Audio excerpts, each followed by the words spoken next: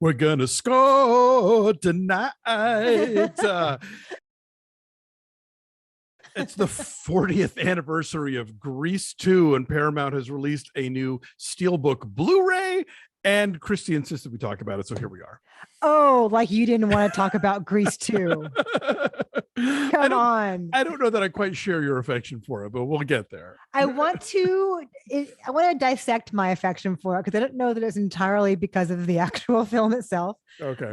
So it is a couple years after Grease, and we are back at Rydell High. Hello, boys. Good morning, Miss Mason. I would really love to see all of you in music appreciation this year, okay? I'd like to see all of you in music appreciation this year.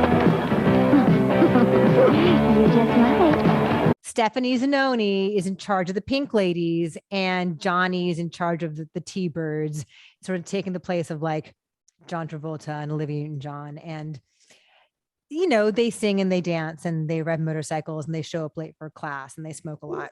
People smoked a lot in high school back then, I guess. And so the outsider coming into this world is Maxwell Caulfield's Michael Carrington. Hello, Michael Carrington. And he shows up and he's like in his little vest and he's all proper and British, and he is Sandy's cousin. Yes. I don't know why. I mean, she's Australian and he's English. Couldn't they have made him Australian? I'm very confused about a lot of things in retrospect. But anyway. Well, because they wanted to cast Maxwell Caulfield, and why wouldn't they? You know what's funny though? One of the main things I learned is that Timothy Hutton was originally cast in the lead in this. Wow. Coming fresh off of Ordinary People. Can you imagine? Oh my God. I can't. Yeah, he made the right choice. The history of American cinema would be very different. It's amazing. So Maxwell Caulfield's all like proper and uptight and he doesn't fit in, but he sees Stephanie and he falls in love with her, and she explains that like, I can't be into you, you're very nice and all, but I want COOLRIDER, which of course she has to sing and dance about very famously.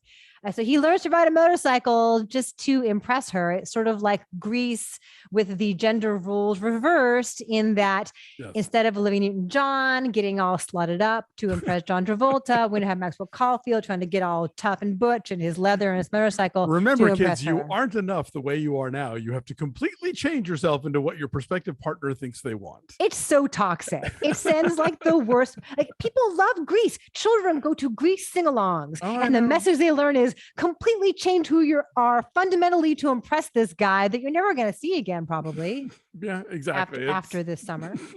Anyway, so she thinks he dies when the T-Birds chase him on the night of the talent show and sings about how he's in heaven riding a motorcycle and looking out for her. But lo and behold, on the last day of school, he shows up and he's alive. And because he's the Lonnie Kaylani Luau. Yes. And now the T-Birds accept him because he knows how to ride a motorcycle. They have made his life a living hell up until that point, to the point of him like nearly dying and bullied him. But because he can do this one fundamental thing that they also know how to do, they embrace him.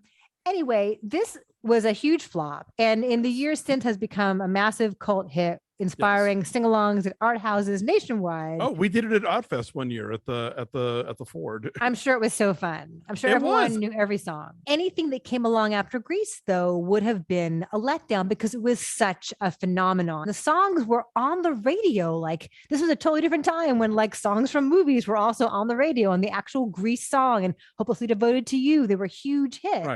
Right. Nothing like that came out of Grease 2. No. I mean, here's the thing. Like, Louis St. Louis had composed the songs for the original Grease Broadway show. But the biggest hits to come out of the Grease movie were written by other people. Like Barry Gibb wrote the Grease theme. And I think, you know, John Farr, whoever the usual Olivia Newton-John songwriters did Hopelessly Devoted to You. And not that Louis St. Louis isn't a talented songwriter, and there are some catchy songs in this movie.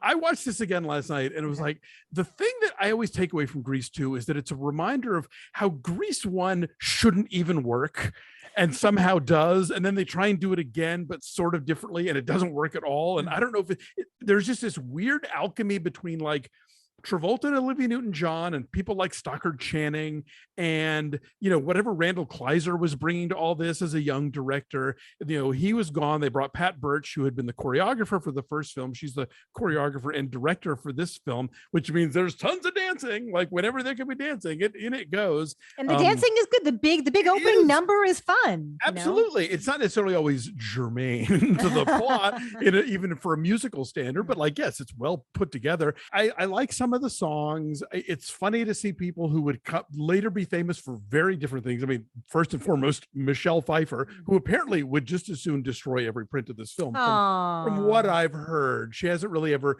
embraced her role in the culture for this. It's her first movie ever.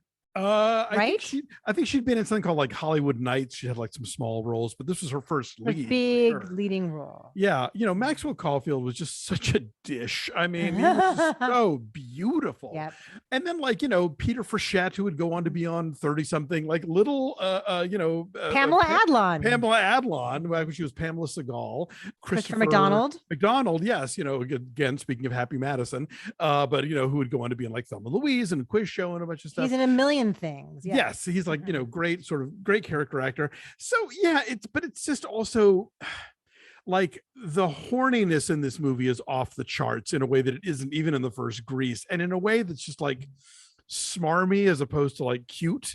The whole song where let's do it for our country seems kind of icky in retrospect. It's a little overdone. Yeah. But I mean, come on, we're gonna score tonight. We're gonna rock. Reproduction. We're gonna bop. We're gonna bowl. Yeah, reproduction. There are fun songs that there are. If you like Grease 2 and if you like Grease 2 more than Grease, I understand why. I don't necessarily join you in that, but there are moments in it where I think are really fun. It is definitely a cult movie because it tanked in 1982. Nobody went to see it, but it does have again, as with so many movies, kids who grew up watching it on cable and had no history attached to it. It was I like this. And so, here we are 40 years later. It's at 37% on the tomato meter.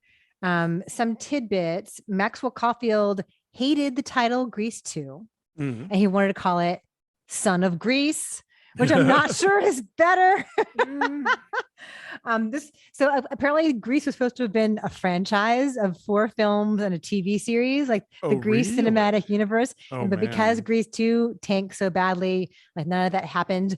Apparently Annette Funicello was supposed to play the Connie Stevens role, the role of the teacher, but she could not because her Skippy peanut butter commercial schedule wouldn't allow her to shoot that. So I have a Christopher McDonald story to tell you really fast. Okay. So remember when Ben invited us to that Matthew Modine photo exhibit? Yeah. Right. So Matthew Modine shot all these photos behind the scenes of Full Metal Jacket. And he did a whole photo exhibit and there was a book of them. And Ben invited us. And so Chris and Nick and I went and met Matthew Modine and he was a total sweetheart. But Christopher McDonald was also there. And so I approached him and I said, I love Grease 2 with zero irony. It was really important to me in my childhood. And he was delighted to hear that. And then a bunch of us all took a picture and he's sitting right behind me and he's super tall and I'm super short. And as we're about to take the picture, he leans over and he goes, "Where does the pollen go?" That's awesome. He was really sweet. He was really funny. But I think a lot of why I like Grease 2, I mean, it's lighter and sillier and campier than the first one. I loved the first one. Of course, I was a very small child when it came out. But I think the summer after it came out, the summer of 83, I think it was on cable a lot. Yeah.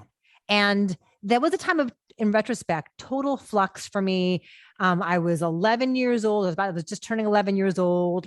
Things were in turmoil in my home and I was going to a different school in that fall. And I feel looking back, I watched Grease 2 every single day because it was happy. Yeah, it was happy and comforting and there was some stability in it. I realize that now. And the songs are so catchy. I'm sure I totally didn't get a lot of what they were talking about, in the nuclear fallout shelter when Lewis is trying to get Sharon to give up her virginity for her country. Also, apparently there is a scene, if you scrutinize it, there's a shot when early on they're all running around the track and the cheerleaders catch up with Michael and they're like, Michael. And there's a guy at the front left of the screen running and his junk all falls out of his running shorts as he's running. You can fully see his job. Time to go back to the Steelbook, I guess. I missed that. All right. Enjoy. If you guys watch Grease 2, let us know how you like it because we are your girl for all seasons. And so let us know what you think.